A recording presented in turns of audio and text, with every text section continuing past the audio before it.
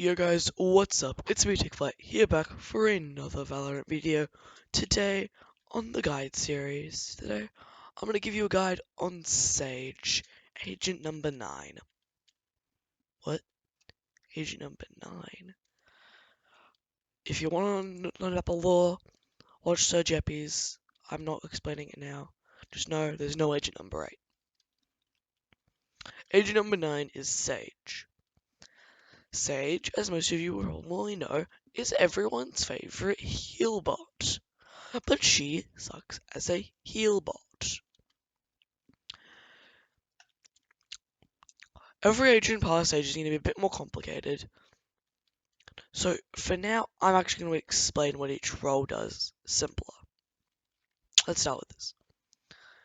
Controllers, you can't really make their name more simple. Their job is to control space by line of sight. They usually have smokes, blinds, mollies. They need to control the space actively. Need to, or damage, DPS, whatever you want to call it, need to take space.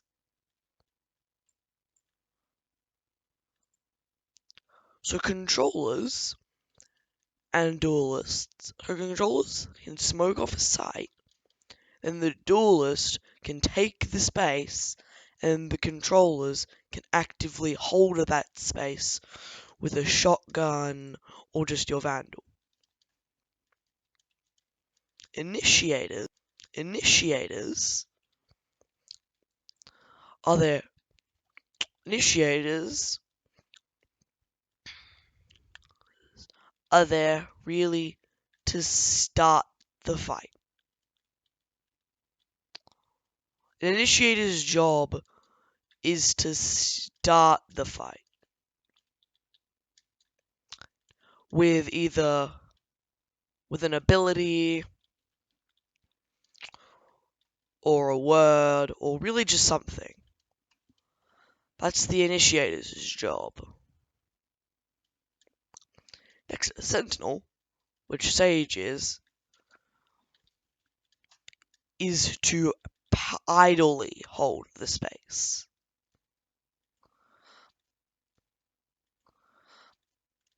Cypher idly holds space with information. Killjoy idly holds space with her abilities, and so does Sage. Sage idly holds space by enabling her teammates to control that space. By enabling could be res. So a Sage play theoretically is walling here, slowing that, resing the teammate, healing the other teammate, and then holding that angle. Having them hold that angle while the Sage holds another angle with another slow. That's Sage. She has now enabled players to hold space.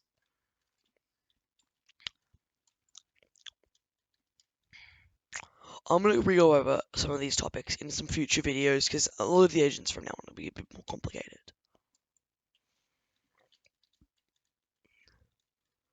Jet and Phoenix are just a tad more complicated than everyone else. They're the first duelists. So now, let's cover some of Sage's abilities. Sage has a big green wall. It's the only wall in the game that can actually block player movement. There are no other walls that can stop a player from moving somewhere. It's only the Sage wall.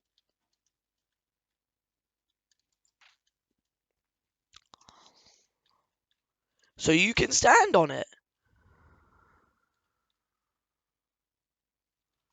and get some goof angle.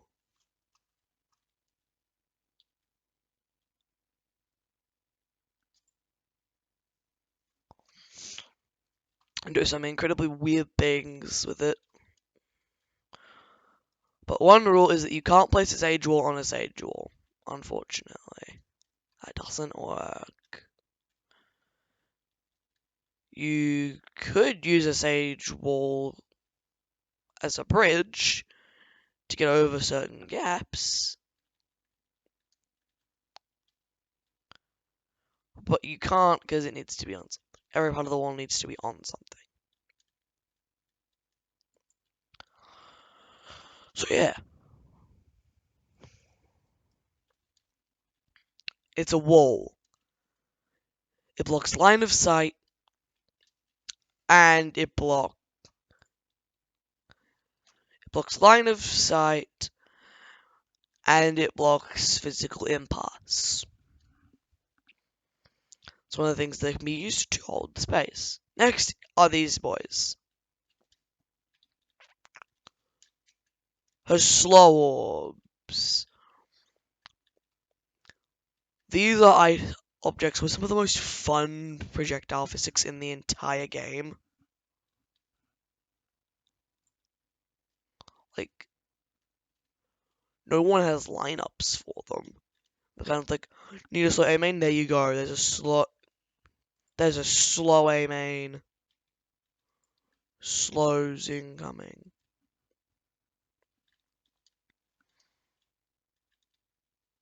But there are slow lineups. With the wackiest spots.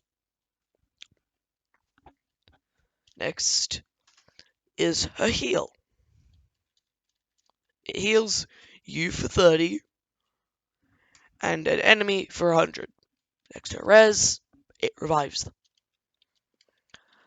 The reason why I said this, she's got some mildly complex abilities.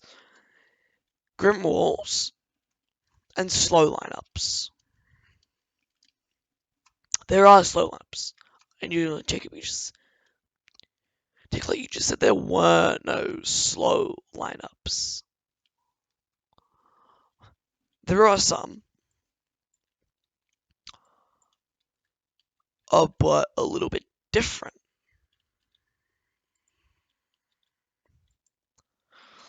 There were very specific niche slow lineups, like a slow lineup, an icebox to slow everything on rafters. So walls, I'm just gonna say Grim walls, and that's gonna be enough context for itself. Pretty sure Grim has made himself well known enough.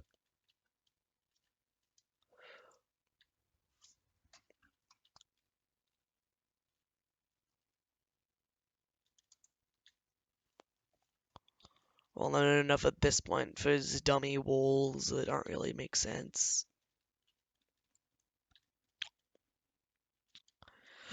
Low elo and high elo. In low elo, she's incredibly good, and she definitely gets bullied a lot. Because a lot of people just picture her as, oh yeah, she's a heal bot. She's not meant to get killed, she's not meant to do stuff. She's meant to be the person I push around and bully, because she's got my heals, and she's got my res, and I don't care what anyone else wants her to do to them. I want her to res me and her to heal me.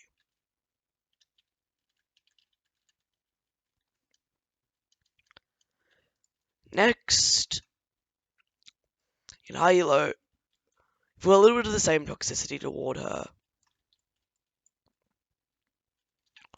but it's a bit less.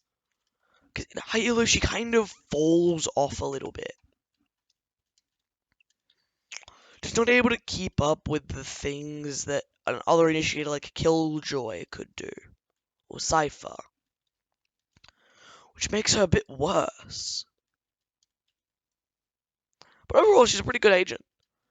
She's a must pick on some maps. There was a time in Old Bind where literally you couldn't play Old Bind without her. Anyways, I hope that's everything for today, guys. Hope you guys enjoyed. Please like and subscribe. Have a wonderful day. Adios. Arrivederci. Goodbye.